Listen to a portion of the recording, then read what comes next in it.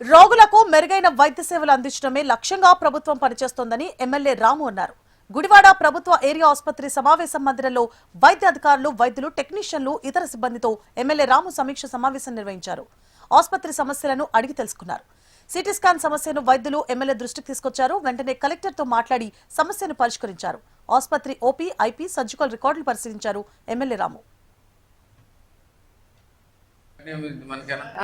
Bad నలుగురిలోకి వెళ్ళింది. అసలు అమ్మాయి కావాలని చేసింది అంత అల్లరి. అది కాదు అని తెలిసినాక ఆ విషయం మాత్రం నలుగురిలోకి వెళ్ళదు. ఎప్పుడు అదే అంటే మీరు ఒక్కటి నేను అదే ఫేస్ చేసుకుంటున్నా, మీరు అదే ఫేస్ చేసుకుంటున్నాను. మనం ఇప్పుడు నిజంగా చూసుకుంటే ఇప్పుడు స్టాండర్డ్స్ పెరిగింది అనేది ఎవరికైనా అర్థమవుతుంది అనేది నా ప్రశ్న. బేసికల్లీ మన ఎంత వాళ్ళు వేస్తున్నాం.